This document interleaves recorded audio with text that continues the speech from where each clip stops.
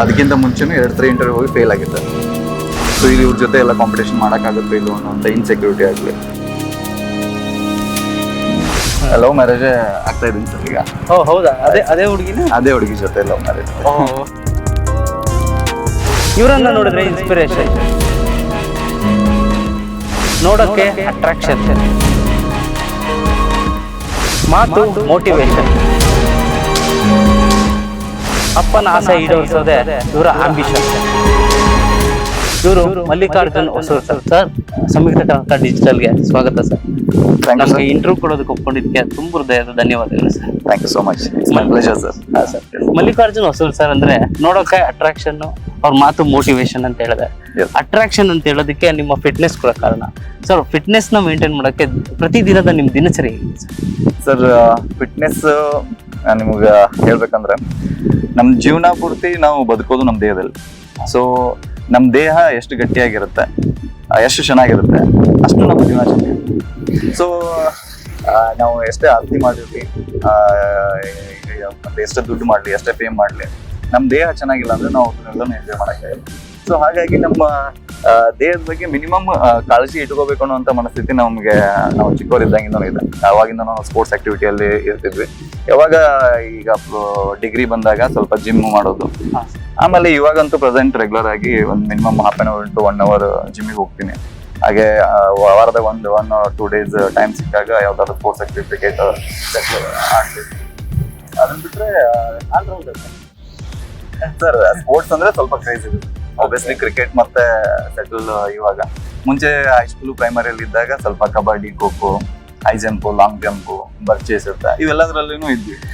So ನನಗೆ ಒಂದೊಂದ್ಸರಿ ಅನ್ಸುತ್ತೆ ಸ್ಪೋರ್ಟ್ಸ್ ಆಕ್ಟಿವಿಟಿಯಿಂದನೂ ನಮ್ಗೊಂದು ಕಾಂಪಿಟೇಷನ್ ಅನ್ನುವಂಥ ಫೀಲು ಅವಾಗಿಂದಾನು ಬಂದಿದೆ. ಗೆಲ್ಬೇಕು, ಇದರಲ್ಲಿ ಗೆಲ್ಬೇಕು ಅನ್ನುವಂಥ ಮನಸ್ಥಿತಿ. ಎಕ್ಸಾಕ್ಟ್ಲಿ. ಯೂಶುವಲಿ ಸ್ಪೋರ್ಟ್ಸ್ ಮನ್ ಇರೋರಿಗೆ ಏನಾದ್ರು ಮಾಡಿ ಗೆಲ್ಬೇಕು, ನಾವು ಯಾವ್ದೋ ಒಂದು ಫೀಲ್ಡ್ ಇಳಿದ್ರು ಕೂಡ ನಾವು ಗೆಲ್ಬೇಕು ಅನ್ನೋಂಥ ಮನಸ್ಥಿತಿ ಇರುತ್ತೆ. ಸೊ ಅದಕ್ಕಾಗಿ ನಾನು ರೆಗ್ಯುಲರ್ ಆಗಿ ಅದನ್ನ ಇವಾಗ್ಲೂ ಕೂಡ ಕೆಲಸದ ಒತ್ತಡ ಇದ್ರೂ ಕೂಡ ಕೆಲಸಕ್ಕೆ ಕೆಲವೊಂದ್ಸರಿ ಟೈಮ್ ಸಿಗ್ಲಿಲ್ಲ ಅಂದ್ರೂ ಬೇರೆ ಟೈಮಲ್ಲಿಯೂ ಕೂಡ ನಾನು ಅದನ್ನ ಮ್ಯಾನೇಜ್ ಮಾಡಿ ವರ್ಕೌಟ್ ಮಾಡಕ್ ಟ್ರೈ ಮಾಡ್ತೇನೆ. ಸರ್, MS ರಾಮಯ್ಯ ಕಾಲೇಜಲ್ಲಿ ಓದ್ತಿದ್ದ ಮೆಕ್ಯಾನಿಕಲ್ ಇಂಜಿನಿಯರ್ ಹುಡುಗ ಮಲ್ಲಿಕಾರ್ಜುನ ಹೊಸೂರು, ಕ್ಯಾಂಪಸ್ ಸೆಲೆಕ್ಷನ್ ಯಾಕೆ ಸರ್ ಯಾಕೆ ಸೆಲೆಕ್ಷನ್? ಸರ್, ಇನ್ನೊಂದು ಯೂಶುವಲಿ MS ರಾಮಯ್ಯ ಕಾಲೇಜಲ್ಲಿ 100% ಕ್ಯಾಂಪಸ್ ಸೆಲೆಕ್ಷನ್ ಆಗ್ತಿತ್ತು. ಅಲ್ಲೂ ಸಾಕಷ್ಟು ಕಂಪನೀಸ್ಗಳು ಕೂಡ ಬಂದಿತ್ತು. ಬಟ್ ಅವಾಗ ನಮ್ಗೇನಾಯ್ತು ಸರ್, ನನ್ಗೆ ಒಂದು ಆಸೆ, ನನ್ನ ಲೈಫನ್ನ ನಾನು ಹೆಂಗೆ ಅನ್ಕೊಂಡಿದ್ದೀನಿ ಹಂಗೆ ಲೀಡ್ ಮಾಡ್ಬೇಕಂತ. ನನ್ಗೆ ಪ್ರಾಬ್ಲಮ್ ಏನಿತ್ತು ಅಂದ್ರೆ ಯಾವುದೋ ಒಂದು ಕಂಪ್ಯೂಟರ್ ಮುಂದೆ ಕುಂತು ಕೆಲಸ ಮಾಡ್ಬೇಕಾದ್ರೆ ಒಂದು 3 hours ಮೂವಿ ನೋಡೋಕೆ ಆಗ್ತಿರ್ಲಿಲ್ಲ ನನಗೆ. ಮತ್ತೆ ಇನ್ನೊಂದು ರೆಗ್ಯುಲರ್ ಆಗಿ ಸೇಮ್ ರೂಟೀನ್ ಲೈಫು ನನಗೆ ಬೇಡ ಅನ್ನೋದು ಒಂದು ಮೈಂಡ್ ಸೆಟ್ ಇತ್ತು. ಒಂದು ಫಸ್ಟ್ ಸ್ಟಾರ್ಟಿಂಗು ಯಾವ್ದಾದ್ರು ಬಿಸ್ನೆಸ್ ಮಾಡೋಣ, ಇಲ್ಲ ಊರ್ ಕಡೆ ಹೋಗಿ ಅಗ್ರಿಕಲ್ಚರ್ ಮಾಡೋಣ ಅನ್ನೋ ಒಂದು ಥಾಟ್ ಇತ್ತು. ಯಾವಾಗ ಡಿಗ್ರಿ ಪ್ರೊಸೆಸ್ ಅಲ್ಲಿ ಡಿಗ್ರಿ ಕಂಪ್ಲೀಟ್ ಆದ್ಮೇಲೆ ಸಬ್ ಇನ್ಸ್ಪೆಕ್ಟರ್ ನೋಟಿಫಿಕೇಶನ್ ಆಗಲಿ ಮತ್ತೆ ಈ ಕಾಂಪಿಟೇಟಿವ್ ಎಕ್ಸಾಮ್ ಬಗ್ಗೆ ಸ್ವಲ್ಪ ಐಡಿಯಾ ಬಂತು. ಅವಾಗ ನಮ್ಮೂರಲ್ಲಿ ಕೆಲವು ಜನ ಸಬ್ ಇನ್ಸ್ಪೆಕ್ಟರ್ ಆಗಿ ಸೆಲೆಕ್ಷನ್ ಆದ್ರು. ಅವಾಗ ಅದು ಒಂದ್ ಸ್ವಲ್ಪ ಇನ್ಸ್ಪಿರೇಷನ್ ಆಯ್ತು. ಹಾಗೆ ನಮ್ಮೂರಲ್ಲಿ ಹಂದಿಗುಂದ್ ಗ್ರಾಮ ನಮ್ದು. ಹಂದಿಗುಂದ್ ಗ್ರಾಮದಲ್ಲಿ ಒಬ್ರು IAS ಆಫೀಸರ್ ಇದ್ದಾರೆ, IPS ಆಫೀಸರ್ ಇದ್ದಾರೆ, KS 3 ಜನ ಇದ್ದಾರೆ, ಹಾಗೆ ಸಬ್ ಇನ್ಸ್ಪೆಕ್ಟರ್ 4 ಜನ ಇದ್ದಾರೆ.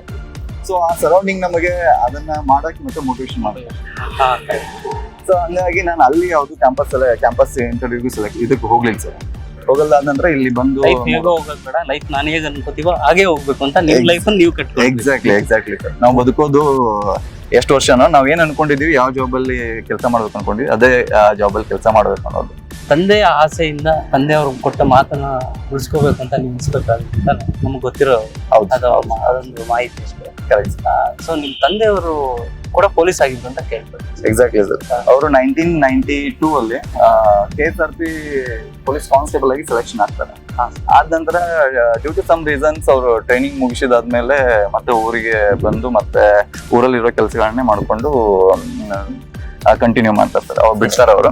ಅದಾದ್ಮೇಲೆ ನಾನು ಮುಂಚೆ ಅವ್ರಿಗೆ ನಾನೇನು ಸಬ್ ಇನ್ಸ್ಪೆಕ್ಟರ್ ಆಗ್ಬೇಕಂತ ಏನಿರ್ಲಿಲ್ಲ. ಬಟ್ ಯಾವಾಗ ಈ ಕಾಲ್ಫಾರ್ಮ್ ಆಗಿ ನಮ್ಮ ಊರಲ್ಲಿ ಒಂದಿಷ್ಟು ಜನ ಸಬ್ ಇನ್ಸ್ಪೆಕ್ಟರ್ ಆದ್ಮೇಲೂ ಕೂಡ ನನ್ನ ಪರ್ಸನಾಲಿಟಿ ನೋಡಿ ನಿನಗೆ ಅದು ಸೂಟ್ ಆಗುತ್ತೆ, ನಿನಗೆ ಮಾಡೋ ಕೆಪಾಸಿಟಿ ಇದೆ, ಸೊ UPSCಗೂ ಟ್ರೈ ಮಾಡು, UPSC ಮಾಡಿದ್ರು ನೀನು ಮಾಡಕ್ ನಿಂತಾನೆ ಮಾಡ್ಬೋದು ಅಂತಾನೆ ಅವ್ರು ಮೋಟಿವೇಶನ್ ಮಾಡ್ತಿದ್ರು. ಬಟ್ ನಮ್ಗೆ ಬೇಗ ಒಂದು ಜಾಬ್ ಸಿಗ್ಲಿ ಅನ್ನೋದೊಂದು ಇದಿತ್ತು, ಆತುರತೆ ಇತ್ತಲ್ಲ. ಅವಾಗ ಸಬ್ ಇನ್ಸ್ಪೆಕ್ಟರ್ ಆಗಂತಾನು ನಮ್ಮ ತಂದೆ ಹೇಳಿದ್ರು. ಸೊ ಹಾಗಾಗಿ ಇದನ್ನ ಟ್ರೈ ಮಾಡೋಣ ಫಸ್ಟ್, ಆಮೇಲೆ ಸೆಲೆಕ್ಷನ್ ಆದ್ಮೇಲೆ ಮುಂದೆ ನೋಡೋಣ UPSC ಅಂತ ಹೇಳಿ ಒಂದು ಥಾಟ್ ಬಂತು. ಸೊ ಪ್ರೊಸೆಸ್ ಅಲ್ಲಿ ಸಬ್ ಇನ್ಸ್ಪೆಕ್ಟರ್ ಕಾಲ್ಫಾರ್ಮ್ ಆಗಿತ್ತು. ಸೊ ಹಾಗಾಗಿ ಸೆಲೆಕ್ಷನ್ ಆಗಿದೆ. ಸರ್ ನಾನು ಕೂಡ ಸರ್ಕಾರಿ ಶಾಲೆಯ ವಿದ್ಯಾರ್ಥಿ, Okay. ನೀವು ಕೂಡ ಕನ್ನಡ ಮೀಡಿಯಂ ವಿದ್ಯಾರ್ಥಿಯಾಗಿ ಓದ್ ಬಂದಿದ್ದು, ಮತ್ತೆ ಅದನ್ನ ಕೆಲವು ಸವಾಲುಗಳನ್ನ ಎದುರಿಸಿದ್ದು. ಈಗ ಕನ್ನಡ ಮೀಡಿಯಂ ಸರ್ಕಾರಿ ಶಾಲೆಯಲ್ಲಿ ಓದೋ ಮಕ್ಕಳು ಕೂಡ ಸಾಧನೆ ಮಾಡುವಂತ ಅವಕಾಶಗಳು ಬಹಳಷ್ಟಿದೆ. ಸರ್ ಒಂದು ನಾನೇನ್ ಹೇಳ್ತೀನಿ ಸರ್, ಇವಾಗ ನೀವು ಏನ್ ಹೇಳಿದ್ರಿ ಎಕ್ಸಾಕ್ಟ್ ಆಗಿ. ಸೊ ನಮ್ದು ಕನ್ನಡ ಮೀಡಿಯಂ ಇದೆ, ರೂರಲ್ ಇದೆ. ಕೆಲವೊಂದ್ಸರಿ ಅವು ಸ್ವಲ್ಪ ಕಷ್ಟ ಆಗ್ಬೋದು ಆ ಹುಡುಗರಿಗೆ, ಬಟ್ ಅದನ್ನ ಎಕ್ಸ್ಕ್ಯೂಸ್ ಆಗಿ ತಗೋಬಾರ್ದು. ನಾನು ಕನ್ನಡ ಮೀಡಿಯಂ ಇಂದ ಬಂದಿದ್ದೀನಿ ಅಥವಾ ಗ್ರಾಮೀಣಿಂದ ಬಂದಿದ್ದೀನಿ, ಸೊ ಇಲ್ಲಿ ಇವ್ರ ಜೊತೆ ಎಲ್ಲ ಕಾಂಪಿಟೇಷನ್ ಮಾಡಕ್ಕಾಗುತ್ತೆ ಇದು ಅನ್ನೋಂಥ ಇನ್ಸೆಕ್ಯೂರಿಟಿ ಆಗಲಿ, ಇದು ಯಾವುದು ಮಾಡುವಂತ ಅವಶ್ಯಕತೆ ಇಲ್ಲ ಸರ್. ನಾನು ಇಂಗ್ಲೀಷ್ 10th ಮುಗಿಯೋವರೆಗೂ ಬಾಯಾಟ್ ಹಾಕಿ ಬರ್ತಾವ್ರು ನಾವು ಇಂಗ್ಲೀಷ್ನ. ಅಷ್ಟು ಕಷ್ಟ ಆಯ್ತು ನಾವು ಇಂಗ್ಲೀಷ್ ಓದಕ್ಕಾಗ್ಲಿ ಬರೆಯೋಕ್ಕಾಗ್ಲಿ. ಆಮೇಲೆ ಬಟ್ PUC ನಾವು 10th ಒಳ್ಳೆ ಸ್ಕೋರ್ ಆದ್ಮೇಲೆ PUC ಹೋಗ್ತೀವಲ್ಲ ಸರ್, ಸೈನ್ಸ್ ಮಾಡಿದ ನಂತರ ಅನಿವಾರ್ಯ ಆಗ್ಬಿಡುತ್ತೆ ಇಂಗ್ಲೀಷ್ನ. ಸೊ ಅವಾಗ ನಾವು ಕಲಿಬೇಕಾದಂತ ಅನಿವಾರ್ಯತೆ ಬಂದು ನಾವು ಕಲ್ತೀವಿ. ಸೊ ಅನಿವಾರ್ಯತೆ ಮನುಷ್ಯನಿಗೆ ಯಾವಾಗ ಇರುತ್ತೆ ಅವಾಗ ಅದನ್ನ ಖಂಡಿತ ಕಲಿತಾನೆ. ಮತ್ತೆ ಇಲ್ಲಿ ಯಾವುದೇ ರೀತಿಯಾದಂತಹ ಏನಂತಾರೆ ಎಕ್ಸ್ಕ್ಯೂಸ್ ಅನ್ನ ತಗೋಬಾರ್ದು ನನ್ನ ಪ್ರಕಾರ. ಇರ್ಲಿ ಇವತ್ತೊಂದಿನ ಬಿಟ್ಕೊಳ್ಳೋಣ, ಚಾನ್ಸ್ ನಮ್ಗೆ ಇದು ಬರಲ್ಲ, ಇದು ಡಿಫಿಕಲ್ಟ್ ಅನ್ನುವಂತಹ ಎಕ್ಸ್ಕ್ಯೂಸ್, ಅಥವಾ ನಮ್ಗೆ ಅದು ಮೊದಲೇ ಮಾಡಿದ್ರೆ ನಾವು ಚೆನ್ನಾಗಿತ್ತು ಅನ್ನುವಂತ ಎಕ್ಸ್ಕ್ಯೂಸ್ ಯಾವುದೇ ಕಾರಣಕ್ಕೂ ತಗೋಬಾರ್ದು. ಯಾವಾಗ ಯಾವುದೇ ವ್ಯಕ್ತಿ ನಾವು ಇದನ್ನ ಮಾಡ್ತೀವಿ ಅಂತ ಡಿಸೈಡ್ ಆದ್ರೆ ಅದನ್ನ ಮಾಡದೇ ಇರಕ್ಕೆ ಸಾಧ್ಯನೇ ಇದೆ, ಖಂಡಿತ ಮಾಡ್ಬೋದು. ಹಠ ಮಾಡಿದ್ರೆ, ಹಠ ಹಿಡಿದು ಸಾಧಿಸಿದ್ರೆ ಏನ್ ಬೇಕಾದ್ರೂ ಸಾಧನೆ ಮಾಡ್ಬೋದು. ಡೆಫಿನೆಟ್ಲಿ. ಸರ್ ನಿಮ್ಗೆ ಸಿನಿಮಾ ಆಫರ್ ಬಂದಿದೆ ಸಿನಿಮಾದಲ್ಲಿ ಆಕ್ಟಿಂಗ್ ಮಾಡೋದಕ್ಕೆ? ಇಲ್ಲ ಸರ್, ಇಲ್ಲ ಸರ್, ಇಲ್ಲ ಸರ್. ನಿಮ್ಮ ಬಟ್ ನಾನು ಇಂಜಿನಿಯರಿಂಗ್ ಇದ್ದಾಗ ಒಂದೆರಡು ಆಡಿಷನ್ ಹೋಗಿದ್ದೆ, ಬಟ್ ಅದಾದ್ಮೇಲೆ ಅಲ್ಲಿ ಆ ಕಡೆ ತಲೆ ಹಾಕಿರ್ತಾರೆ, ಈ ಕಡೆ ಕಂಪ್ಲೀಟ್ ಆಗಿ ಪ್ರೊಫೆಷನ್ಗೆ. ತಂದೆಯವ್ರ ಕೊಟ್ಟು ಮಾತನ್ನು ಉಳಿಸ್ಕೊಳ್ಳೋದಕ್ಕೋಸ್ಕರ ಎಕ್ಸಾಕ್ಟ್ಲಿ ನಮ್ಮ ತಂದೆ ಅವ್ರಿಗೆ ನನ್ನ ಈ ಸಬ್ ಇನ್ಸ್ಪೆಕ್ಟರ್ ಐ ಥಿಂಕ್ ನಮ್ಮ ಮಮ್ಮಿನ ಬಿಟ್ರೆ ನಮ್ಮ ತಂದೆನೆ ಅತಿ ಹೆಚ್ಚು ಖುಷಿ ಪಡೋರು ನನ್ನ ಈ ಇನ್ಫಾರ್ಮಲ್ ನೋಡಕ್ಕೆ. ಬಟ್ ಆಲ್ರೆಡಿ 2 ವರ್ಷ ಆಯ್ತು ನಾನು ಅವ್ರು ಕಳ್ಕೊಂಡೀಗ. ಸೊ ಅವ್ರಿಲ್ಲ ಅಂದ್ರೂ ಕೂಡ ನನಗೆ ಅವ್ರು ನನ್ನ ನೋಡ್ತಿದ್ದಾರೆ, ಅವ್ರು ನನ್ನ ಅಬ್ಸರ್ವ್ ಮಾಡ್ತಿದ್ದಾರೆ, ಮತ್ತೆ ಹಾಗೆ ನನ್ನ ಏಳಿಗೆಗೂ ಕೂಡ ಅವ್ರು ಸಹಾಯ ಮಾಡ್ತಾ ಇದ್ದಾರೆ ಅನ್ನುವಂತ ಮನೋಭಾವನೆ ಕೂಡ ನಮ್ಗೆ ಇವಾಗ. ನಿಮ್ದು ಹಳೆ 2 ಸ್ಪೀಚ್ಗಳಲ್ಲೂ ನೀವು ನಿಮ್ ತಂದೆಯವ್ರ ಬಗ್ಗೆನೇ ಮಾತಾಡಿದ್ದನ್ನ ಕೇಳಿದೆ. ಅವ್ರು ಹೇಳಿದ್ರು, ಅದಕ್ಕೋಸ್ಕರ ನಾನು ಆದೆ, ಅವರಿಂದಾನೇ ನಾನು ಪೊಲೀಸ್ ಸಬ್ ಇನ್ಸ್ಪೆಕ್ಟರ್ ಆಗೋದಕ್ಕೆ ಸಾಧ್ಯ ಆಯ್ತು ಅಂತ. ನಿಮ್ ತಂದೆಯವರ ಮಾತು ಅವ್ರನ್ನ ನೆನಪಿಸ್ಬೋದು ಸರ್? ಖಂಡಿತ. ಒಂದೇನಂದ್ರೆ ನಾನು 2017ರಲ್ಲಿ ಕಾಂಪಿಟೇಟಿವ್ ಫೀಲ್ಡಿಗೆ ಬಂದೆ ಸರ್. 2017ರಲ್ಲಿ first sub inspector exam crack ಮಾಡಿ ಇಂಟರ್ವ್ಯೂ ಬರೋದು. ಇಂಟರ್ವ್ಯೂ ಫೇಲ್ ಆದಾಗ ಫುಲ್ ನಾನು ಡಿಪ್ರೆಷನ್ಗೆ ಹೋಗಿದ್ದೆ. ಹೌದು sir. Depression in the sense ಅಂದ್ರೆ ನನಗೆ ಅದನ್ನ ಓವರ್ಕಮ್ ಮಾಡಕ್ಕಾಗಲಿಲ್ಲ. ಆ ಫೇಲ್ಯೂರ್ ಅನ್ನ ಓವರ್ಕಮ್ ಮಾಡಕ್ಕೆ ನನಗೆ ಬಹಳ ಒಂದ್ ಸ್ವಲ್ಪ ಟೈಮ್ ತಗೊಳುತ್ತೆ. ಅವಾಗ ನಮ್ಮ ತಂದೆ ಹೇಳಿದ್ದು ಒಂದೇ ಮಾತು, ಲೈಫಲ್ಲಿ ಇದನ್ನೇ ಮಾಡಬೇಕು ಅಂತ ನಾನು ಇನ್ನೂ ಫೋರ್ಸ್ ಮಾಡಕ್ಕಿಲ್ಲ, ಹೌದಾ, ನಿನಗೆ ಅದು ಸಾಧ್ಯ ಇದೆ ಅನ್ನೋ ಕಾರಣಕ್ಕೆ ಆಕಳ ತಂದ್ಕೊಡ್ತೀನಿ ನಿಮ್ಗೆ ಹೇಳಿದ್ರು ಅವರು. ನಾನು ಹೇಳಿದ್ರು, ಇದನ್ನ ನಿನಗೆ ಮಾಡಕ್ ಆಗ್ಲಿಲ್ಲ ಅಂದ್ರೆ ನಿಮ್ ಜೀವನ ಕಟ್ಕೊಳಕ್ಕೆ ಸಾಕಷ್ಟು ಅವಕಾಶ ಇದೆ. ನಾನ್ ಬೇಕಿದ್ರೆ ಅಂದ್ರೆ ನಮ್ ಮುಂಚೆಯಿಂದನೂ ಡೈರಿ ಫಾರ್ಮಿಂಗ್ ಮಾಡ್ಕೊತ ಬಂದವ್ರು, ಹೈನುಗಾರಿಕೆ ಮಾಡ್ಕೊತ ಬಂದವ್ರು. ಇದಿಲ್ಲ ಅಂದ್ರೂ ಒಂದ್ 50 ಆಕಳ ಮಾಡ್ಕೊಡ್ತೀನಿ ನಾನು, ಜೀವನ ಕಟ್ಕೊಳಕ್ಕೆ ನೀನು ತಲೆ ಕಟ್ಸ್ಕೋಬೇಡ, ಓದು ನಿನ್ಗೆ ಆಗುತ್ತೆ ಅನ್ನೋದಂತ ಒಂದ್ ಮೋಟಿವೇಶನ್. ಸರ್, ಸಾಧನೆ ಮಾಡ್ಬೇಕಂತ ಮುಂದೆ ಹೋದ್ರು ಬೆನ್ ತಟ್ಟ ಒಬ್ಬ ತಂದೆ ಇರ್ಬೇಕಂತ ಖಂಡಿತ ಸರ್. ನಮ್ಮ ಲೈಫ್ ಅಲ್ಲಿ ಅವರಂತ ಸಪೋರ್ಟಿವ್ನೆಸ್ ಮತ್ತೆ ನಮ್ಮ ಏಳಿಗೆಯನ್ನ, ನಮ್ಮ ಯಶಸ್ಸನ್ನ ನೋಡಿ ಖುಷಿ ಪಡುವಂತ ವ್ಯಕ್ತಿ ಯಾರು ಸಿಗಲ್ಲ ಸರ್. ಇವಾಗ ನಮ್ಗೆ ಎಷ್ಟೋ ಸರಿ ಅನ್ಸುತ್ತೆ, ನನಗೆ ಇಲ್ಲಿರುವಂತ ಕೆಲಸ ಮಾಡಿದಾಗ ನಂಗೆ ಸಿಗುವಂತ ಪ್ರಶಂಸೆಯನ್ನ ನೋಡಿದಾಗಲಿ ಅಥವಾ ಜನ ನನ್ನ ನೋಡಿ ಖುಷಿ ಪಡೋದಾಗಿರ್ಲಿ, ಅದನ್ನೆಲ್ಲ ನೋಡಿದಾಗ ನನ್ನ ತಂದೆ ನೋಡಿದ್ರೆ ಇನ್ನೂ ಬಹಳ ಖುಷಿ ಪಡ್ತಿದ್ರು. ಅವ್ರು ಖುಷಿ ಪಟ್ಟಿದ್ದನ್ನ ನೋಡಿ ನನಗೆ ಖುಷಿ ಆಗ್ತಿತ್ತಲ್ಲ ಅಂತ ಬಹಳ ಸರಿ ಕಾಡುತ್ತೆ. ಈಗ ಎರಡೂನು ನಮ್ಮ ತಾಯಿ ಖುಷಿಯಲ್ಲೇ ನೋಡ್ತಾ ಇದ್ದೀನಿ ನಾನು. ಸೊ ಮತ್ತೆ ಅವರೆಲ್ಲೋ ಒಂದ್ ಕಡೆಯಿಂದ ನೋಡ್ತಿದ್ದಾರೆ ಅನ್ನುವಂತಹ ಆಸೆ ಇದೆ ನನಗೆ, ಈಗ ನೋಡ್ತಿದ್ದಾರೆ ಅನ್ನುವಂತ ಹೋಪ್ಸ್ ಇದೆ ನನಗೆ. ಖಂಡಿತ ಸರ್. ಅವರ ಮಾತು ನಡೀತಿರೋದ್ರಿಂದ ಅವ್ರಿಗೆ ಖುಷಿ ಆಗುತ್ತೆ ಖಂಡಿತ. ಸರ್, ಈಗ ಸೆಕೆಂಡ್ ರ್ಯಾಂಕ್ ಬಂದ್ರೆ PSI ಎಕ್ಸಾಮ್ ಅಲ್ಲಿ ಸೆಕೆಂಡ್ ರ್ಯಾಂಕ್, ಆ ರಿಸಲ್ಟ್ ಗೊತ್ತಾಗಿದ್ದ ಕ್ಷಣ ಹೇಗಿತ್ತು ಸರ್? ಸೆಕೆಂಡ್ ರ್ಯಾಂಕ್ ನಾನು ಬಂದೆ, ಮಲ್ಲಿಕಾರ್ಜುನ್ ಹೊಸೂರು ಸೆಕೆಂಡ್ ರ್ಯಾಂಕ್, ಆ ಕ್ಷಣ ಹೇಗಿತ್ತು ರಿಸಲ್ಟ್ ನೋಡಿದ? ಸರ್ ಆಕ್ಚುಲಿ 2 ಸರಿ ಇಂಟರ್ವ್ಯೂ ಹೋಗಿದ್ದೆ ನಾನು. ಅದಕ್ಕಿಂತ ಮುಂಚೆನೇ 2 ಸರಿ ಇಂಟರ್ವ್ಯೂ ಹೋಗಿ ಫೇಲ್ ಆಗಿದ್ದೆ. ಇದು ಒಳ್ಳೆ ಸ್ಕೋರ್ ಆಗಿತ್ತಲ್ಲ, ಎಲ್ಲೋ ಒಂದು ಸೆಲೆಕ್ಷನ್ ಆಗುತ್ತೆ ಅನ್ನೋದೊಂದು ಹೋಪ್ಸ್ ಇತ್ತು, ಬಹಳ ಹೋಪ್ಸ್ ಇತ್ತು. ಸೆಲೆಕ್ಷನ್ ಆಗುವಂತ ಪ್ರೊಬಾಬಿಲಿಟಿ ಬಹಳ ಇದೆ ನನಗೆ ಅನ್ನುವಂತ ಹೋಪ್ಸ್ ಇತ್ತು. ಬಟ್ ರಿಸಲ್ಟ್ ಬರೋದಿನ ಹೋಗಿ ಲಿಸ್ಟ್ ತೆಗೆದು ನೋಡ್ತೀವಿ, ನಾನು ನಮ್ಮ ಚಿಕ್ಕಪ್ಪ ಇದ್ವಿ, ನನ್ನ ತಮ್ಮ ಇದ್ದ.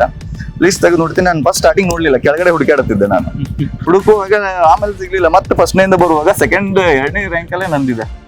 ಸೊ 2ನೇ ರ್ಯಾಂಕ್ ಅಲ್ಲಿ ಇದ್ದಾಗ ಒಂಥರ ಟೈಮಲ್ಲಿ ಮೈಂಡ್ ಒಂಥರ ಬ್ಲಾಕ್ ಆಗಿದ್ದು ಆಯ್ತು, ಮತ್ತೆ ಸಿಕ್ಕಾಪಟ್ಟೆ ಖುಷಿ ಆಗುತ್ತೆ ಸರ್. ಆಬ್ವಿಯಸ್ಲಿ ಅದಕ್ಕಂತಾನೆ ಕಷ್ಟಪಟ್ಟಿರ್ತೀವಿ 2-3 ವರ್ಷ ಗಂಟೆ. ಸರ್ ನಿಮ್ಮ ರೂಮ್ಮೇಟ್ ಕೂಡ ಎಕ್ಸಾಮ್ ಪಾಸ್ ಮಾಡಿದ್ರು ಅಂತ ಹೇಳಿದ್ರೆ ನಿಮ್ದು ಎಷ್ಟು 3 ಜನ ಇದ್ರೆ ಸರ್ ರೂಮ್ಮೇಟ್ಸ್? ಟೋಟಲ್ ಆಗಿ ನಾನು 5 ಜನ ರೂಮಲ್ಲಿ ಇದ್ವಿ ಸರ್.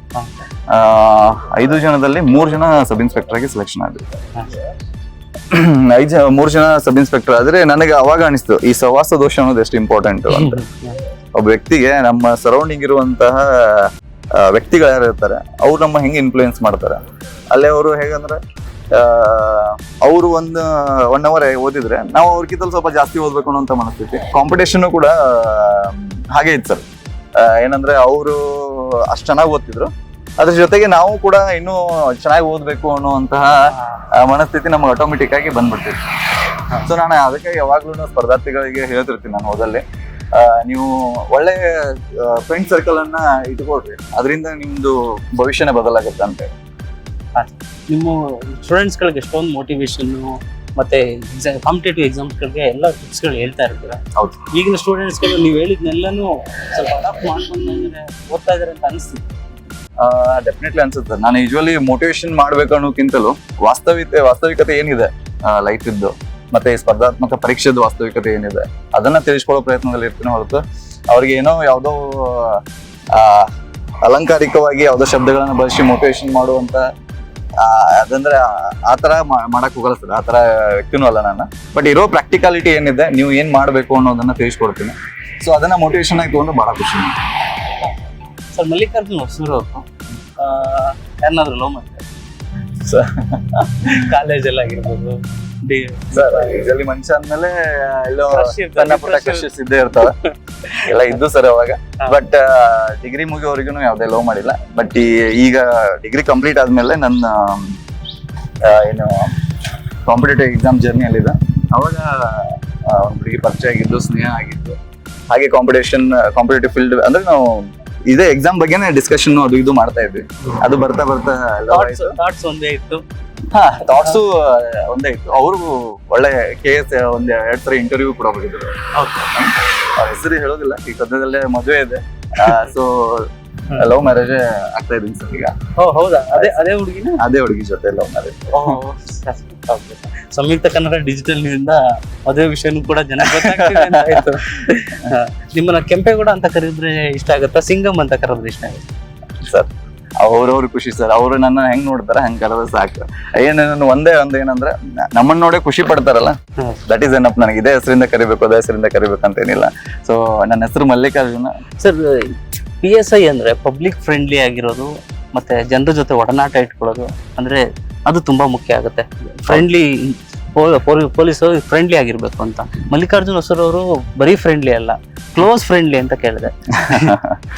ಸರ್ ನನಗೆ ಬಂದಾದ್ಮೇಲೆ ಮುಂಚೆ ನಾವೆಲ್ಲ ಮೂವೀಸ್ ಅಲ್ಲಿ ನೋಡಿದಾಗ ಪೊಲೀಸ್ ಅಂದ್ರೆ ಭಯ ಅನ್ನುವಂತ ವಾತಾವರಣ, ಹೊಡಿತಾರೆ, ಬಿಡಿತಾರೆ, ಅರೆಸ್ಟ್ ಮಾಡ್ತಾರೆ, ಕೇಸ್ ಮಾಡ್ತಾರೆ, ಇದಷ್ಟೇ ಕೇಳುತ್ತೆ. ಬಟ್ ನಾನು ಎಲ್ಲ ಜನರಿಗೆ ಏನು ಹೇಳೋದಂದ್ರೆ ಸರ್, ಪೊಲೀಸ್ ಇರೋದೇನೆ ಸಮಾಜದ ಒಳತಿಗಾಗಿ, ಸಮಾಜದ ಶಾಂತಿಗಾಗಿ. ಯಾರೋ ಸಮಸ್ಯೆ ಇದೆ ಅಂತ ನಮ್ಮ ಹತ್ರ ಬರ್ತಾರೆ. ಯೂಶುವಲಿ ಎಲ್ಲೋ ಒಂದ್ ಕಡೆ ಕೇಳ್ತಿದೆ, ಯಾವ್ದೋ ಒಂದು ಸಮಸ್ಯೆ ಇದ್ರೆ ಒಂದು ದೇವಸ್ಥಾನಕ್ಕೆ ಹೋಗ್ಬೇಕು, ಇಲ್ಲಾಂದ್ರೆ ಪೊಲೀಸ್ ಸ್ಟೇಷನ್ ಬರ್ಬೇಕು. ಯಾವ್ದೋ ಕಷ್ಟ ಇದೆ ಅಂತಂದ್ರು ಕೂಡ ಪೊಲೀಸ್ ಬಗ್ಗೆ ನಂಬಿಕೆ ಇದೆಯೋ ಇಲ್ಲೋ, ಬಟ್ ಫಸ್ಟ್ ಪೊಲೀಸ್ ಸ್ಟೇಷನ್ ಹೋದಾಗ ಒಂದು ಸಮಾಧಾನ ಇರುತ್ತೆ. ಸೊ ಹಂಗ ಆ ರೀತಿ ಇರುವಾಗ ನಾನೇನ್ ಅನ್ಕೋತೀನಿ, ನಾವು ಬಂದಾಗ ಪಬ್ಲಿಕ್ ಜೊತೆ ಅವ್ರ ಸಮಸ್ಯೆ ಏನಿದೆ ಕುಂತು ಕೇಳೋ ಮನಸ್ಥಿತಿ ನಮ್ಮಲ್ಲಿ ಇತ್ತು ಅಂದ್ರೆ ಡೆಫಿನೆಟ್ಲಿ ಆಗಿ ನಾವು ಕ್ಲೋಸ್ ಸ್ನೇಹ ಬಂದೇ ಬರುತ್ತೆ. ಮತ್ತೆ ಆಟೋಮೆಟಿಕ್ ಆಗಿ ಜನಸ್ನೇಹಿ ಪೊಲೀಸಿಂಗ್ ಆಗಿ ಹಾಗಾಗಿ ನನ್ನ ಮನಸ್ಥಿತಿನೂ ಅದೇ. ಎಷ್ಟು ಸಾಧ್ಯ ಆಗತ್ತೆ ನಮ್ಮ ಕೆಲವೊಂದ್ಸರಿ ಒತ್ತಡದಲ್ಲಿ ಏನೋ ಹೆಚ್ಚು ಕಡಿಮೆ ಮಾತಾಡಿರ್ಬೋದು, ಆದ್ರೆ ಮ್ಯಾಕ್ಸಿಮಮ್ ಅವ್ರಿಗೆ ನಮ್ಮಿಂದ ಸಹಾಯ ಆಗ್ಲಿ ಅನ್ನುವಂತ ಮನಸ್ಥಿತಿನ ನಮ್ದು ಇರೋದು. ಸೊ ಜನರಿಗೆ ನೀವು ಫ್ರೆಂಡ್ಲಿ ಆಗಿದ್ದೀರಾ, ನಿಮ್ ಜೊತೆ ಜನರು ಕೂಡ ಫ್ರೆಂಡ್ಲಿ ಆಗಿದ್ದಾರೆ. ಹುಬ್ಬಳ್ಳಿ ಧಾರವಾಡ ಸಿಟಿಲಿ ಕಮಿಷನರ್ ಸರ್ ನಿಮ್ಗೆ ಯಾವ ರೀತಿ ಇದೆ? ಕಮಿಷನರ್ ಸರ್ ನಿಮ್ದು ಬಾಂಧವ್ಯ? Is a great inspiration sir. Obviously sir ಬಂದಾದ್ಮೇಲೆನೆ ಅವರು ವರ್ಕಿಂಗ್ ಸ್ಟೈಲ್ ಆಗಿರ್ಲಿ, ಅವರು ಪಬ್ಲಿಕ್ ಸಮಸ್ಯೆಯನ್ನ ಅರ್ಥ ಮಾಡಿಕೊಂಡು ಅದಕ್ಕಿಂತಲೂ ಪ್ರೋ ಆಕ್ಟಿವ್ ಆಗಿ ಕೆಲಸ ಮಾಡಿರೋದಾಗಿರ್ಲಿ, ನಾವು ಸಾಕಷ್ಟು NDPS ಡ್ರೈವ್ ಮಾಡಿರೋದಾಗಿರ್ಬೋದು, ಮತ್ತೆ ಯಾವುದೋ ಒಂದು ಸಿಚುವೇಶನ್, ಯಾವುದೋ ಒಂದು ಲಾ ಅಂಡ್ ಆರ್ಡರ್ ಇಶ್ಯೂ ಅನ್ನ ಸಾಲ್ವ್ ಮಾಡುವಂತಹ skill, seriously it is very inspiring. ಮತ್ತೆ ನಮ್ಮ ಲೈಫ್ ಟೈಮ್ ಲರ್ನಿಂಗ್ ಅಂತ ಹೇಳ್ತೀನಿ ಸರ್. ಯಾಕಂದ್ರೆ ಶಶಿಕುಮಾರ್ ಸಾಹೇಬ್ ಸಬ್ ಇನ್ಸ್ಪೆಕ್ಟರ್ ಅಂದ್ರೆ ಅವ್ರು ಎಷ್ಟು ಖುಷಿ ಪಡ್ತಾರೆ. ಕೆಲವೊಂದ್ಸರಿ ನಾವು IG ರ್ಯಾಂಕ್ ಆಫೀಸರ್ಸ್ ಮಾತಾಡ್ಬೇಕಾದ್ರೆ ಸ್ವಲ್ಪ ಭಯ ಇರುತ್ತೆ ಸರ್. ಬಟ್ ನಮ್ ಜೊತೆ ತುಂಬಾ ಫ್ರೆಂಡ್ಲಿಯಿಂದ ಅವ್ರು ಏನೋ ನಮ್ ಸಮಸ್ಯೆ ಇದ್ರು ಅದಕ್ಕೆ ಸ್ಪಂದನೆ ಮಾಡಿ ಅವ್ರ ಐಡಿಯಾಸ್ ಅನ್ನ ನಮಗೆ ಹೇಳಿ. ನಾನೊಂದು ವಿಡಿಯೋ ನೋಡ್ತಾ ಇದ್ದೆ ಶಶಿಕುಮಾರ್ ಸರ್ ಹಾ. ಮಲ್ಲಿಕಾರ್ಜುನ್ ಇವರು ಬೆಳಗಾವಿ ಹುಡುಗ ಸೆಕೆಂಡ್ ರ್ಯಾಂಕ್ ಅಂತ ಇಂಟ್ರೊಡ್ಯೂಸ್ ಮಾಡ್ತಾರೆ ಒಂದು ಸಭೆಯಲ್ಲಿ. ಹೌದು ಸರ್. ಅದೆಷ್ಟು ಪ್ರೌಡ್ ಆಗಿ ಹೇಳ್ತಾರೆ ಅಂದ್ರೆ PSC ಎಕ್ಸಾಮ್ ಅಲ್ಲಿ ಸೆಕೆಂಡ್ ರ್ಯಾಂಕ್ ಬಂದಿರುವಂತ ಹುಡುಗ ನಮ್ಮ ಮಲ್ಲಿಕಾರ್ಜುನ ಅಂತ ಹೇಳ್ತಾರೆ. ಹೌದು ಸರ್. ಹೌದು. ಶಶಿಕುಮಾರ್ ಸರ್ ನಿಜವಾಗ್ಲು ಇಂತ ಬೆಳವಣಿಗೆ ಒಳ್ಳೆ ಹುಡುಗರು ಒಳ್ಳೆ ಆಫೀಸರ್ಸ್ ಗಳನ್ನ ತುಂಬಾ ಎಂಕರೇಜ್ ಮಾಡ್ತಾರೆ. Definitely sir, definitely. ಎಲ್ಲಾ ಯೂತ್ ಏನಿದೀವಿ, ಎಲ್ಲ ಸಬ್ ಇನ್ಸ್ಪೆಕ್ಟರ್ ಏನಿದೀವಿ, ಅವ್ರಿಗೆ ಪ್ರತಿಯೊಂದು ಸರಿನೂ ನಾವು ಮೀಟಿಂಗ್ ಅಲ್ಲಿ ಕರೆದಾಗ ಕೂಡ ಪರ್ಸನಲ್ ಆಗಿ ಕೂಡ ಒಳ್ಳೆ ಕೆಲಸ ಮಾಡೋಕೆ ಮೋಟಿವೇಶನ್ ಮಾಡೋದಾಗಿರ್ಲಿ, ನಾವು ಮಾಡಿದಂತ ಒಳ್ಳೆ ಕೆಲಸಕ್ಕೆ ಸಪೋರ್ಟ್ ಮಾಡೋದಾಗಿರ್ಲಿ, ಮತ್ತೆ ದ ವೇ ಆಫ್ ಅಪ್ರೋಚ್ ಏನಿರುತ್ತೆ ಯಾವುದೋ ಒಂದು ಕೆಲಸಕ್ಕೆ ಅದರದ್ದು ಏನಂದ್ರೆ ಅದರದ್ದು ದಿಕ್ಕನ್ನೇ ಅವರು ಒಂಥರ ಬದಲಿಸಿದ್ದಾರೆ. ನಮ್ದು ಥಾಟ್ ಪ್ರೊಸೆಸ್ ಅನ್ನೇ ಚೇಂಜ್ ಮಾಡಿದಾರೆ ಅಂತ ಹೇಳಿ ನನಗಂದ್ರು ಅವರೊಂಥರ is inspiration for me. Sir, Hubballi ಧಾರವಾಡಕ್ಕಾಗ್ಲಿ ಇಡೀ ರಾಜ್ಯಕ್ಕೆ ಆಗ್ಲಿ ನಿಷ್ಠಾವಂತ ಮತ್ತೆ ಪ್ರಾಮಾಣಿಕ ಅಧಿಕಾರಿಗಳು ನಿಮ್ಮಂತವರು ಹೆಚ್ಚು ಬೇಕು ಸರ್. ಸರ್, ನಾನು ಇನ್ನೊಂದು ಮುಖ್ಯವಾದ ಒಬ್ರು ವ್ಯಕ್ತಿ ಬಗ್ಗೆ ಮಾತಾಡ್ಬೇಕು. ಏನಂದ್ರೆ ಹುಬ್ಬಳ್ಳಿ ಧಾರವಾಡದಲ್ಲೇ DC ಆಗಿದ್ದವರು ಮಹಾಂತೇಶ್ ಬೀಳಗಿ ಸರ್. ಹೌದು. ಇತ್ತೀಚೆಗೆ ಒಂದು ದುರಂತದಲ್ಲಿ ಇದಾಯ್ತು. ಅವರ ಒಂದು ಸೇವೆ ಆಗ್ಲಿ, ಅವರು ಕೂಡ ಕಷ್ಟಪಟ್ಟು ಹೊಟ್ಟೆ ಹಸು ಊಟ ಮಾಡೋದಲ್ಲೇ ಇದ್ರು ತುಂಬಾ ಬಡತನದಲ್ಲಿ ನೋವನ್ನ ಅನುಭವಿಸಿ ಕಷ್ಟಪಟ್ಟು ಓದಿ ಅವರು ಎಲ್ರಿಗೂ ಮಾದರಿ ಆಗಿರ್ತಾರೆ. ನೀವು ಮಹಾಂತೇಶ್ ಬೀಳಗಿ ಸರ್ನ ಯಾವಾಗಾದ್ರೂ ಭೇಟಿಯಾಗಿದ್ದು ಅವ್ರನ್ನ ಒಡನಾಟ? ಮಹಾಂತೇಶ್ ಬೀಳಗಿ ಸರ್ನ ಆಕ್ಚುಲಿ ತುಂಬಾನೇ ಸ್ಯಾಡ್ ವಿಷಯ ಸರ್. ನಾವು ಅವತ್ತು ನಾವು ಸುದ್ದಿ ಕೇಳಿದ್ವಿ. ಈ ದಿನ ನಾನು ತುಂಬಾ ಬೇಜಾರಾಗಿರುವಂತ ದಿನ ಸರ್ ಅದು. ಅವತ್ತು ನಾವು ಕಾಂಪಿಟೇಟಿವ್ ಫೀಲ್ಡ್ ಓದುವಾಗ ನಾವು ಸಾಕಷ್ಟು ವಿಡಿಯೋಸ್ ಅಲ್ಲಿ ನೋಡಿದ್ವಿ. ಯಾವಾಗೂ ಪರ್ಸನಲ್ ಆಗಿ ಭೇಟಿ ಆಗುವಂತ ಅವಕಾಶ ಸಿಕ್ಕಿಲ್ಲ. ಬಟ್ ಅವ್ರ ಮಾತುಗಳು ಸಹಜವಾಗಿ ಎಲ್ಲಾ ಯೂತ್ಸಿಗೂ ಇನ್ಸ್ಪೈರ್ ಆಗುವಂತವು, ಅಷ್ಟೇ ಪ್ರಾಕ್ಟಿಕಲ್ ಆಗಿರುವಂತ ವಿಷಯಗಳನ್ನ ತಿಳಿಸ್ತೀವಿ. ಯಾವುದೇ ಆಡಂಬರಕ್ಕೆ ತಲೆ ಕೊಡದೆ ನಮ್ದು ಶ್ರದ್ಧೆ ಏನಿದೆ, ಕಷ್ಟ ಏನಿದೆ, ಕಷ್ಟದಿಂದ ಬಂದಂತ ಹುಡುಗರು ಏನ್ ಮಾಡ್ಬೇಕು ಅನ್ನೋದನ್ನ ಯಾವಾಗಲೂ ಹೇಳ್ಕೊಟ್ಟಿದ್ದಾರೆ. ಅದ್ರ ಜೊತೆಗೆ ನಾನ್ ನೋಡಿದಂಗೆ ಅತಿ ಹೆಚ್ಚು ಕೆಲಸ ಮಾಡಿ ಪ್ರಶಂಸೆ ಪಡುವಂತ ವ್ಯಕ್ತಿ ಅವರು. ಈಗಲಿ ನಾವು ಬರೀ ಮಾತನ್ನ ಹೇಳೋದಷ್ಟೇ ಅಲ್ಲ, ಅವರು ಅತಿ ಒಳ್ಳೆ ಜನಕ್ಕೆ ಹೆಲ್ಪ್ ಆಗುವಂತ ಕೆಲಸವನ್ನ ಮಾಡಿದ್ರಲ್ಲೇ ಫೇಮಸ್ ಅವರು. ಮಹಾಂತೇಶ್ ಬೀಳಗಿ ಸರ್ ಅವರ ತಾಯಿಗೆ 25 ರೂಪಾಯಿ ಪೆನ್ಷನ್ ಬರ್ಬೇಕಿತ್ತಂತೆ. ಅದನ್ನ ಕೇಳಕ್ ಹೋದಾಗ ಯಾರೋ ಒಬ್ಬ 100 ರೂಪಾಯಿ ಲಂಚ ಕೇಳಂತೆ.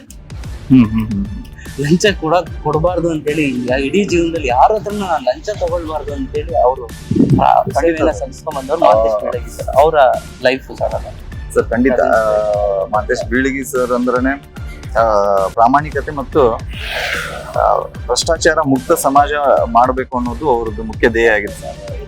ಹಾಗಾಗಿ ಅದು ತುಂಬಾ ಜನಕ್ಕೆ ಏನಂದ್ರೆ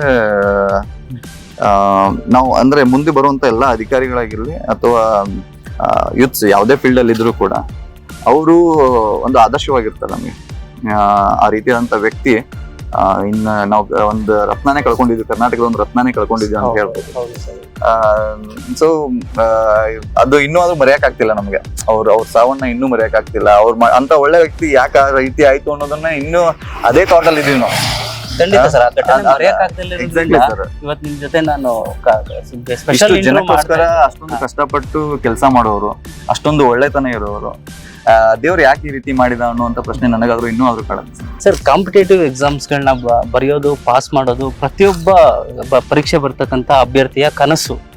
ಕಾಂಪಿಟೇಟಿವ್ ಎಕ್ಸಾಮ್ಸ್ ಗಳನ್ನ ಬರೆಯೋದು ಮತ್ತೆ ಅದಕ್ಕೆ ಡೆಡಿಕೇಟೆಡ್ ಆಗಿದ್ರೆ ಪಾಸ್ ಮಾಡೋದು ಸುಲಭನ ಕಷ್ಟನ ಸರ್? ಸ್ಪರ್ಧಾತ್ಮಕ ಪರೀಕ್ಷೆಗಳಿಗೆ ಬಂದಾದ್ಮೇಲೆ ಹೆಸರೇ ಹೇಳುವಂಗೆ ಸ್ಪರ್ಧೆ ಇದ್ದೇ ಇರುತ್ತೆ.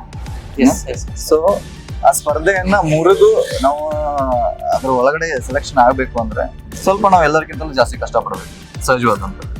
ನಾನು ಇವಾಗ ಏನು ಸ್ಪರ್ಧಾರ್ಥಿಗಳಿದ್ದಾರೆ ಅವ್ರಿಗೆ ಹೇಳೋದು ಒಂದೇ, ನಿಮ್ಮಲ್ಲಿ ಒಂದು ಕನ್ಸಿಸ್ಟೆನ್ಸಿ, ಟೈಮ್ ಡಿಸಿಪ್ಲಿನ್, ಅದ್ರ ಜೊತೆಗೆ ಒಂದು ಚಾಣಾಕ್ಷತನೆ, ಯಾವುದನ್ನ ಎಷ್ಟು ಓದ್ಬೇಕು, ಯಾವ್ದನ್ನ ಓದಬಾರ್ದು, ಯಾವ ಎಕ್ಸಾಮನ್ನ ಯಾವ ರೀತಿ ಅಪ್ರೋಚ್ ಮಾಡಬೇಕು ಅನ್ನುವಂಥದ್ದನ್ನ ಮೊದಲು ಒಂದ್ ಸ್ವಲ್ಪ ಅನಲೈಸ್ ಮಾಡ್ಕೋಬೇಕು.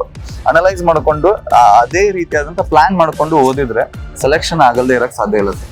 ಯಾಕಂದ್ರೆ ನಾನು ಇವಾಗ ನೋಡಿದಾಗ ನನ್ನ ಜೊತೆ ಸೆಲೆಕ್ಷನ್ ಆದವ್ರು ಏನಿದ್ದಾರೆ, ಅವ್ರು ಏನ್ ಕಷ್ಟಪಡ್ತಿದ್ರು, ಅವ್ರು ಹೆಂಗ್ ಓದ್ತಿದ್ರು, ಅಥವಾ ಬೇರೆ ನನ್ನ ಜೊತೆ ಇಲ್ಲ ಅಂದ್ರೂ ಕೂಡ ಬೇರೆದವ್ರು ನನ್ನ ಜೊತೆ ಡಿಸ್ಕಷನ್ ಮಾಡಿದಾಗ ಅವ್ರು ಹೇಗೆ ಓದ್ತಿದ್ರು ಅಂತ ಕೇಳಿದಾಗ ಎಲ್ಲರಲ್ಲೂ ಕಾಮನ್ ಆಗಿರುವಂಥದ್ದೇನು ಅವರಲ್ಲಿರುವಂಥ ಕನ್ಸಿಸ್ಟೆನ್ಸಿ, ಅವರಲ್ಲಿರುವಂಥ ಡೆಡಿಕೇಶನ್, ಅವರಲ್ಲಿರುವಂಥ ಟೈಮ್ ಡಿಸಿಪ್ಲಿನು, ಹಾಗೆ ಅದನ್ನ ಮಾಡ್ಬೇಕು ಅನ್ನೋಂಥ ಒಂದು ಬರ್ನಿಂಗ್ ಡಿಸೈರ್ ಇತ್ತಲ್ಲ, ಅದೊಂದು ಅದ್ರ ಜೊತೆಗೆ ಒಂದು ಅನಿವಾರ್ಯತೆ ಇರುತ್ತೆ ಜಾಬ್ ತಗೊಳ್ಬೇಕು ಅನ್ನೋದು.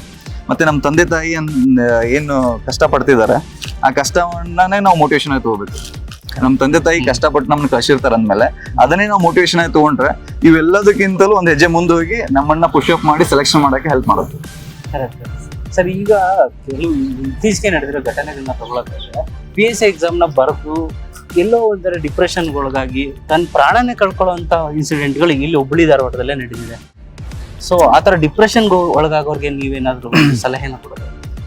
ಸರ್, ಒಂದು ಹೇಳೋದಂದ್ರೆ ಈಗೇನು ಆತ್ಮಹತ್ಯೆ ಮಾಡ್ಕೊತಾರೆ, ನಾಟ್ ಓನ್ಲಿ ಕಾಂಪಿಟೇಟಿವ್ ಎಕ್ಸಾಮ್, ಯಾವುದೇ ಆತ್ಮಹತ್ಯೆಗಳಿರಲಿ, ಆತ್ಮಹತ್ಯೆ ಮಾಡ್ಕೊಳ್ಳೋಕೆ ನನ್ನ ಪ್ರಕಾರ ನಮ್ದು ಯಾವುದೋ ಒಂದು ಕೆಲಸ ಇದೆ ಅನ್ಕೊಳ್ತೀವಿ.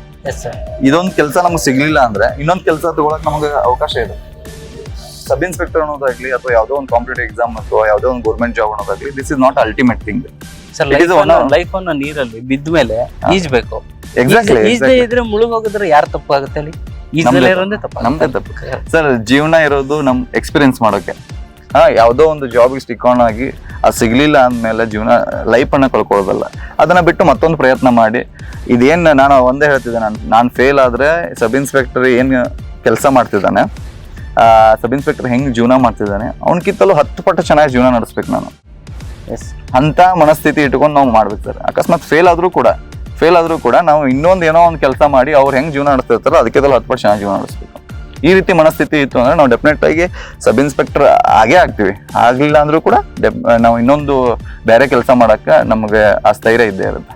ಸರ್, ಕೆಲವರು ಸೆಲ್ಫಿ ಕೇಳಿದಾಗ ಅಥವಾ ಒಂದು ಫೋಟೋ ತಗೊಳ್ಸಿವಿ ಅಂದಾಗ ಕೆಲವು ಸ್ವಲ್ಪ ಅವಾಯ್ಡ್ ಮಾಡ್ತಾರೆ. ಆದರೆ ಮಲ್ಲಿಕಾರ್ಜುನ್ ಹೊಸೂರ್ ಅವರು ನಾನು ನೋಡಿದಾಗೆ ನಿನ್ನೆಯಿಂದ ನಾನು ನಿಮ್ಮನ್ನು ನೋಡ್ತಾ ಇದ್ದೀನಿ, ಒಂದು ಸೆಲ್ಫಿ ಕೇಳಿದಾಗ ಯಾರು ಇಲ್ಲ ಅಂದ್ರೂ ಬನ್ನಿ ತಗೊಳ್ಳಿ ಅಂತ ಸೆಲ್ಫಿ ಕೊಡ್ತೀರಾ, ಅವ್ರ ಜೊತೆ ಬೆರೀತೀರಾ, ಮಾತಾಡ್ತೀರಾ? ಸರ್, ಪೊಲೀಸ್ ಅಂದ್ರೆ ಯೂಶುವಲಿ ಭಯ ಪಟ್ಟು ದೂರ ಓಡೋರೇ ಜಾಸ್ತಿ ಇರೋದು. ಆ ಭಯನ ದೂರ ಕಳ್ಸೋದು ನೀವು ಸೆಲ್ಫಿ ಇರೋದು ಜನರಿಗೋಸ್ಕರ ಅನ್ನೋದು ಒಂದು. ಹಾಗೆ ಅವ್ರು ಎಷ್ಟೋ ಪ್ರೀತಿಯಿಂದ ಬಂದು ನಮ್ ಜೊತೆ ಸೆಲ್ಫಿ ತಗೋತಿರ್ತಾರೆ ಅಂದಲ್ಲ, ಅದನ್ನ ಅವಾಯ್ಡ್ ಮಾಡಕ್ ನನಗೆ ಮನಸ್ಸು ಒಪ್ಪಲ್ಲ. ಹಾಗಾಗಿ ಎಷ್ಟೋ ಕಷ್ಟ ಆದ್ರೂ ಟೈಮ್ ಮಾಡ್ಕೊಂಡು ಅದನ್ನ ಸೆಲ್ಫಿ ಕೊಡೋ ಪ್ರಯತ್ನ ಮಾಡ್ತೀನಿ. ನನಗೂ ಒಂದು ಸೆಲ್ಫಿ ಕೊಡೋ ಮೂಲಕ